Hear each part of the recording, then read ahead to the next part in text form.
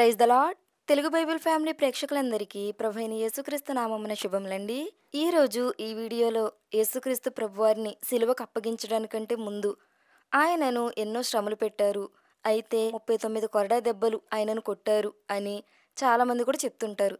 నిజానికి యేసుక్రీస్తు ప్రభువారిని 39 కొరడా దెబ్బలు మాత్రమే కొట్టారా? లేకపోతే అంతకంటే ఎక్కువ కొట్టారా? 40 కొరడా దెబ్బలు కొట్టారా? లేకపోతే 400 కొరడా దెబ్బలు కొట్టారా? ఈ విషయం బైబిల్ గ్రంథంలో ఉందా? ఉంటే రిఫరెన్స్ ఏంటి? లేకపోతే లేదా? ఇలాంటి ప్రతి విషయాన్ని కూడా ఈ వీడియోలో మీతో మాట్లాడాలని అయితే నేను ఆశపడుతున్నాను.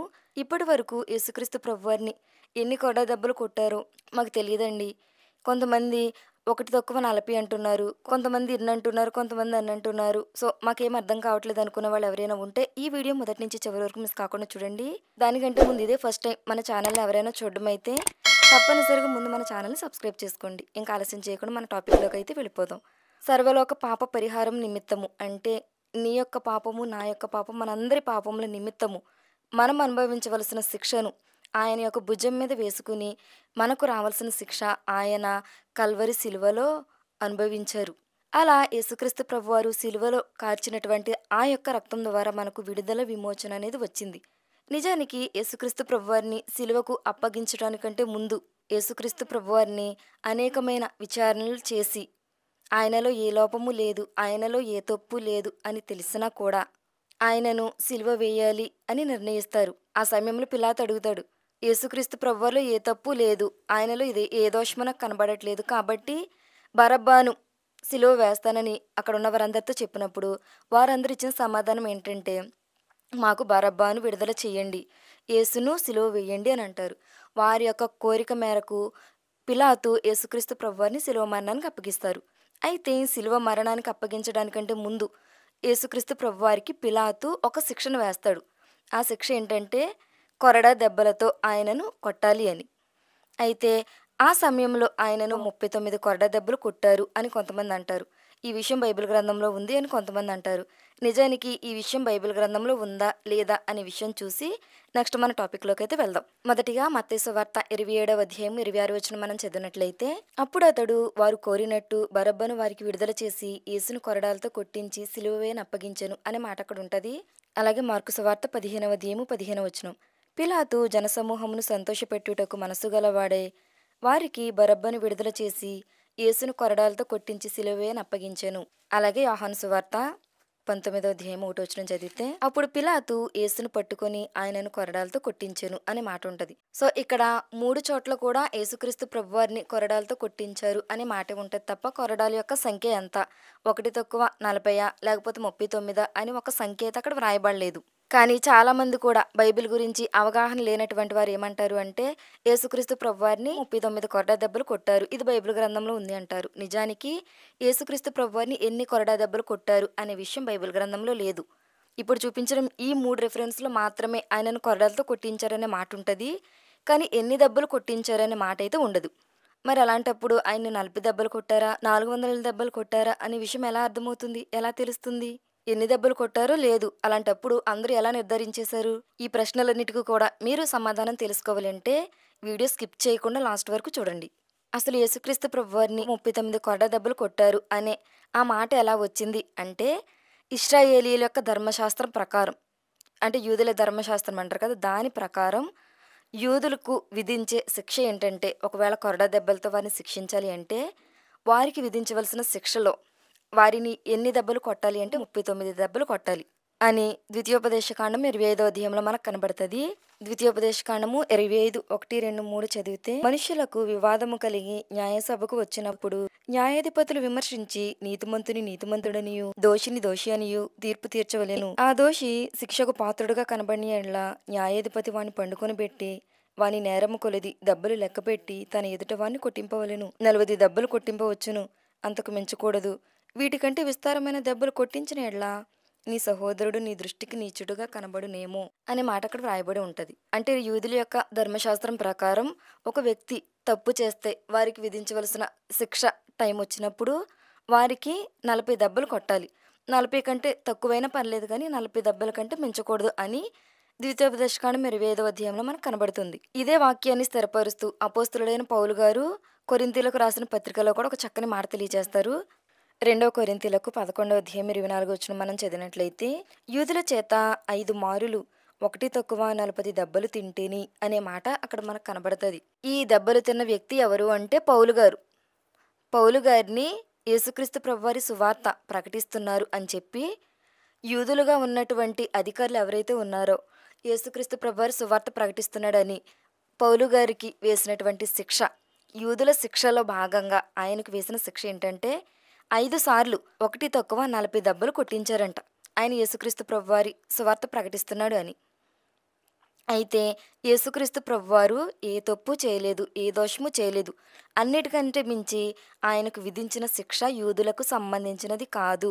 ఎందుకంటే ఆనాటి కాలంలో ఉన్న ప్రభుత్వం ఏంటంటే రోమా ప్రభుత్వం.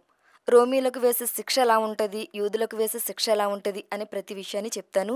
ముందుగా యూదుల యొక్క శిక్ష విధి ఎలా ఉంటుంది అని మనం చూసినట్లయితే, ముందుగా శిక్షార్హులు ఎవరైతే ఉన్నారో, అంటే తప్పు చేసిన వాళ్ళు ఎవరైతే ఉన్నారో వారిని బందీలుగా తీసుకురావాలి. రెండవదిగా చర్మంతో కొరడాలు తయారు చేయించి కొరడాలతో కొట్టే శిక్షకు అప్పచెప్తారు. అలా ఒకటి తక్కువ 40 కొరడా దెబ్బలు కొట్టాలి అని శిక్షను విధిస్తారు. అయితే ప్రాముఖ్యమైన విషయం ఏంటంటే ఆ కొరడా దెబ్బలు 40కి మించి ఉండకూడదు. యూదులు సాధారణంగా 40 అనే సంఖ్యను పరీక్షకు, శోధనకు ఇదొక గుర్తుగా ఉంటది అని చెప్పి 40 దెబ్బలు కొట్టకూడదు, 39తో ఆపేయాలి అని ఇది ఒక కట్టడగా యూదుల ధర్మశాస్త్రంలో ఉంటది. అందుకే అపోస్తలుడైన పౌలు గారు ఆ మాట అన్నారు. అయితే యూదుల యొక్క శిక్ష ప్రకారం ఏంటంటే, ఒకవేళ మనిషి వీక్‌గా ఉంటే కొరడాల సంఖ్య తగ్గించవచ్చు. ఒకవేళ మనిషి బలంగా ఉంటే కొరడాల సంఖ్య పెంచవచ్చు. ఏది ఏమైనప్పటికీ అది మనిషిని బట్టి పెంచడం, తగ్గించడం అనేది ఉంటది. అయితే యూదులు వేసే శిక్ష దేనికి అని మనం చూస్తే, వారు చేసినటువంటి తప్పు లేదంటే వారు చేసినటువంటి పాపం ఏదైతే ఉందో, ఆ పాపాన్ని విడిచిపెట్టి మరలా సరియైన మార్గంలో వెళ్ళాలి అనే దృష్టితో యూదులు ఇలాంటి శిక్షను విధిస్తారు. అందుకనే ఒకవేళ ఆ వ్యక్తి బలహీనంగా ఉంటే అక్కడితో ఆ యొక్క కొరడ దెబ్బల్ని ఆపేస్తారు. ఎందుకంటే అతడు మరింత క్షీణించిపోకుండా. ఎందుకంటే మనం వేసే శిక్ష అతడు పాపాన్ని విడిచిపెట్టడానికే గాని అతడు చనిపోవాలని కాదు కదా! అందుకని వారు మనిషిని బట్టి కొరడాల యొక్క సంఖ్యను పెంచడం, తగ్గించడం అనేది చేస్తారు. సో, యూదుల యొక్క శిక్ష విధి ఈ రకంగా ఉంటుంది. యూదుల యొక్క శిక్షలో సమతుల్యమైన న్యాయం అనేది ఉంటది. వారి యొక్క శిక్షలో కనికరం ఉంటది. వారి యొక్క శిక్షలో తప్పు గనక చేస్తే తప్పనిసరిగా శిక్ష అనేది వెయ్యాలి అనేది కూడా ఉంటది. సో, టోటల్‌గా చూస్తే యూదుల యొక్క శిక్ష విధి ఈ రకంగా ఉంటది. ఈ శిక్షా విధిని ఎవరు అనుభవించారు అంటే అపోస్తలుడైన పౌలు గారు. అందుకని అతడు ఎన్ని కొరడా దెబ్బలు తిన్నారు అనే విషయం అక్కడ మెన్షన్ చేయబడి ఉంది. కానీ యేసుక్రీస్తు ప్రభువారికి కొరడాలతో కొట్టించారనే మాట ఉంది గానీ, ఎన్ని కొరడా దెబ్బలనేది లెక్కించలేదు. కారణం ఏంటంటే, ఆయనకు రోమీయులకు ఏదైతే శిక్షను విధిస్తారో ఆ శిక్షను అమలు చేశారు. అందుకనే ఆయనను ఎన్ని కొరడా దెబ్బలు కొట్టారు అనే విషయాన్ని బైబిల్ గ్రంథంలో లెక్కించలేదు. అక్కడున్నది రోమీయులే. యేసుక్రీస్తు ప్రభువారిని కొట్టింది రోమీయులే. యేసుక్రీస్తు ప్రభువారిని సిలువకు అప్పగించింది రోమీయులే. సో, వీటన్నిటిని బట్టి చూస్తే యేసుక్రీస్తు ప్రభువారికి అప్పగించిన శిక్ష కూడా రోమీయులకు సంబంధించినటువంటి శిక్షే. ఇప్పుడు యూదుల యొక్క శిక్షా విధి ఎలా ఉంటుంది, రోమీయుల యొక్క శిక్షా విధి ఎలా ఉంటుంది, ఈ 2 పాయింట్లు కూడా ఒకసారి చెప్తాను. యూదుల యొక్క శిక్షా విధిలో వారు చర్మంతో చేయించినటువంటి కొరడాలతో కొడతారు. అదే రోమీయుల యొక్క శిక్షా విధిలో ఎలా ఉంటదంటే, వారు చర్మంతో చేయించిన కొరడాలే కానీ ఆ చివరి భాగంలో ఏదైతే ఉందో ఆ చివరి భాగంలో ఇనుపలతో చేసి ఒక కొంకిలాగా ఇలా చర్మం మీద ఇలా కొట్టగానే చర్మం అనేది ఇలాగా వచ్చేయాలి. అలా చీల్చబడే విధంగా రోమీయుల యొక్క శిక్షా విధిలో వారి యొక్క కొరడాలనేవి ఉంటాయి. యూదుల యొక్క శిక్షా విధిలో న్యాయం అనేది పరిమితంగా ఉంటది. అంటే ఏంటంటే, శిక్ష వేసేది ప్రాణం పోవడానికి కాదు, పాపం నుంచి తప్పించబడ్డానికి. ఒకవేళ పాపి అయితే ఈ కొరడా దెబ్బలకు తట్టుకోలేక రక్షించబడాలి, నేను క్షమాపణ కోరుకోవాలి, నేను మారాలి అనే ఉద్దేశంతో ఉంటాడు అని న్యాయ పరిమితంగా ఈ శిక్ష అనేది ఉంటది. రోమీయుల యొక్క శిక్ష వచ్చేసరికి ప్రాణం పోయే విధంగా శిక్ష ఉంటది. అంటే వారిని ఎన్ని కొరడా దెబ్బలు కొడతారు అనేది లిస్ట్ ఉండదు. పైగా ఇలా కొట్టగానే చర్మం ఇలా వచ్చేస్తుంది అంటే బహుశా కొన్ని కొరడా దెబ్బలకి వారి యొక్క ప్రాణం కూడా పోయేంత అవకాశం ఉండొచ్చు. ఎన్ని కొరడా దెబ్బలు కొట్టాలి అనే ఒక నిర్దిష్టమైన సంఖ్య రోమీయుల యొక్క ప్రభుత్వంలో, రోమా ప్రభుత్వంలో విధించే శిక్షకు ఉండదు. ప్రాణం పోయే పరిస్థితి వచ్చినా కూడా వదిలే సమస్య వారికి ఉండదు. అలాంటి శిక్ష ఎవరిది అంటే రోమీయుల యొక్క శిక్ష. ఇంకా యూదుల యొక్క శిక్షా విధిలో ఏంటంటే, శిక్ష విధించాక కొరడా దెబ్బలు తిన్న తర్వాత అతన్ని విడిచిపెట్టేస్తారు. కానీ రోమీయుల యొక్క శిక్షలో ఏంటి అంటే, కొరడా దెబ్బలు కొట్టిన తర్వాత ఒకవేళ బ్రతికి ఉంటే సిలువ వేసి చంపేస్తారు. అది రోమీయుల యొక్క చట్టంలో ఉన్నటువంటి శిక్షకు విధి. ఇక ఆఖరుగా చూస్తే యూదుల యొక్క శిక్షా విధిలో ఎన్ని కొరడా దెబ్బలంటే ఒక నిర్దిష్టమైన సంఖ్య 40 కంటే తక్కువే కొట్టాలి అని. అలా కొట్టాలి అని యూదుల యొక్క శిక్షా విధిలో ఉంటే, రోమీయుల యొక్క శిక్షా విధిలో ఎన్ని కొరడా దెబ్బలు కొట్టాలి అనే సంఖ్య అయితే నిర్దిష్టంగా లేదు. సో, ఎన్నైనా కొట్టొచ్చు. అలాంటి భయంకరమైన శిక్షను పొందుకున్నారు మన యేసుక్రీస్తు ప్రభువారు. ఎవరి కొరకు అంటే, నీ కొరకు, నా కొరకు అనే విషయాన్ని గుర్తుపెట్టుకోండి. ఆయన అనుభవించినటువంటి ఆ యొక్క శిక్ష, ఆయన వీపు నాగటి చాళ్ళ వలె దున్నబడిందంట. కీర్తనల గ్రంథంలో ఒక చక్కని మాటుంటది. కీర్తనల గ్రంథము 129 అధ్యాయం 3 వచనంలో, దున్నువారు నా వీపు మీద దున్నిరి, వారు చాళ్లను పొడుగుగా చేసిరి అనే మాటుంటది. ఆయన వీపు నాగటి చాళ్ళ వలె దున్నబడిందంట. ఎంత ఘోరమైనటువంటి శిక్షను ఆయన పొందుకున్నారు అంటే, ఆయన చేసినటువంటి పొరపాటు, ఆయన చేసినటువంటి తప్పును బట్టి కాదు గాని, నీ యొక్క పాపములను, నా యొక్క పాపములను, మనందరి యొక్క పాపములను ఆయన యొక్క భుజం మీద వేసుకున్నారు కాబట్టే, ఆయన అలాంటి శిక్షను అనుభవించాల్సి వచ్చింది. ఇదంతా ఒక ఎత్తయితే, చాలామంది చెప్పే మరి ఒక అంశం, లేదంటే చాలామంది లేవనెత్తే ఇంకొక అంశం ఏంటంటే, యేసుక్రీస్తు ప్రభువారు తప్పనిసరిగా యూదుల యొక్క శిక్షా విధి ప్రకారమే ఆయన శిక్షను పొందుకున్నారు. ఎందుకంటే, ఆయన సిలువలో ఉన్నప్పుడు, ఆయన సిలువ మీద ఉన్నప్పుడు సబ్బాతు దినం ఉంది కదా అని, ఒకవేళ ఆయన చనిపోకపోతే కాళ్ళు విరగగొట్టాలి అని ఆయన దగ్గరకు వచ్చి కాళ్ళు విరగగొట్టే ప్రయత్నం చేస్తున్నట్టు ఒక సందర్భం ఉంటది. కానీ, అంతకుముందే యేసుక్రీస్తు ప్రభువారు చనిపోతారు. అంటే, విశ్రాంతి దినం రాకముందే ఈయన్ను చంపేయాలి, ఈయన సమాధి చేయాలి సబ్బాతు దినం కంటే ముందే అని అనుకుంటున్నారు అంటే, ఇదంతా కూడా యూదులకు సంబంధించిన శిక్ష కాబట్టే ఆయనకు యూదులకు సంబంధించినటువంటి శిక్షను వేశారు. యూదుల యొక్క శిక్షను వేశారు అని చాలామంది అంటారు.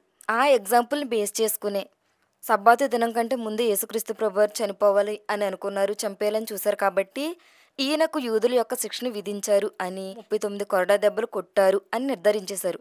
ఏది ఏమైనప్పటికీ యేసుక్రీస్తు ప్రభువారిని ఎన్ని కొరడా దెబ్బలు కొట్టారు అనేది బైబిల్ గ్రంథంలో లేదు. బైబిల్ గ్రంథంలో లేని దాన్ని మనము ఒక ఫిక్స్‌డ్‌గా 39 దెబ్బలు కొట్టారు అని అనడం అనేది కరెక్ట్ కాదండి. యేసుక్రీస్తు ప్రభువారిని ఎన్ని కొరడా దెబ్బలు కొట్టారు అనే విషయం బైబిల్ గ్రంథంలో లేదు. సో, లేని దాని గురించి ఆయన్ని ఇన్ని కొట్టారు, అన్ని కొట్టారు అని మనం కల్పితాలు చేసి, లేకపోతే ఏదో చెడ్డ ప్రచారం చేయడం వల్ల మనకు కలిగేది ఏమీ లేదు. సో, యేసుక్రీస్తు ప్రభువారిని కొట్టినది ఎన్ని కొరడా దెబ్బలు అనే సంఖ్య వ్రాయబడలేదు. కానీ యెషయా గ్రంథంలోని ఆ యొక్క ప్రవచనాల నెరవేర్పు కోసం ఆయన మన కొరకు ఎన్నో శ్రమలు అనుభవించారు. ఆయన మన కొరకు ఎన్నో బాధలు అనుభవించారు అనే విషయాన్ని మాత్రం మీరు నేను గమనించాలి. మన యొక్క అతిక్రమములకు ఆయన గాయపరచబడ్డాడు. మన యొక్క పాపములను ఆయన భుజం మీద వేసుకుని మన కొరకు ఎన్నో శిక్షలు ఆయన అనుభవించారు. చివరకు మన యొక్క పాపముల కొరకు సిలువలో మన కొరకు ఆయన ప్రాణాన్ని పెట్టారు. ఈ వీడియో చూస్తున్నటువంటి వారలారా, యేసుక్రీస్తు ప్రభువారిని ఎన్ని కొరడా దెబ్బలు కొట్టారు, ఎన్ని శిక్షలు విధించారు, లేకపోతే ఆయనకు ముళ్ళ కిరీటం ఎక్కడ పెట్టారు, ఎలా పెట్టారో, దేంతో తయారు చేశారు, దాని వెడల్పు ఎంత, పొడవెంత, ఇవన్నీ తెలుసుకోవడం కరెక్టే. ఎందుకంటే ఒక చారిత్రాత్మకమైన ఆధారాలు బైబిల్ మాత్రమే కాదు కానీ చరిత్ర కూడా తెలుసుకోవడం ఇంపార్టెంటే. కానీ వాటన్నిటికంటే ముందు నీ కొరకు, నా కొరకు ప్రాణం పెట్టినటువంటి యేసయ్యను జ్ఞాపకం చేసుకుంటూ ఆయన యొక్క సిలువ సువార్తను ప్రకటించే విధంగా మనం ఉండాలి అని ఆశిస్తూ ఈ కొద్ది వాక్యం దేవుడు దీవించి ఆశీర్వదించునుగాక. ఆమేన్. ఈ వీడియో కనుక మీకు నచ్చితే ఈ వీడియో లైక్ చేయండి, షేర్ చేయండి. తప్పనిసరిగా మన ఛానల్‌ని సబ్స్క్రైబ్ చేసుకోండి. Praise the lord.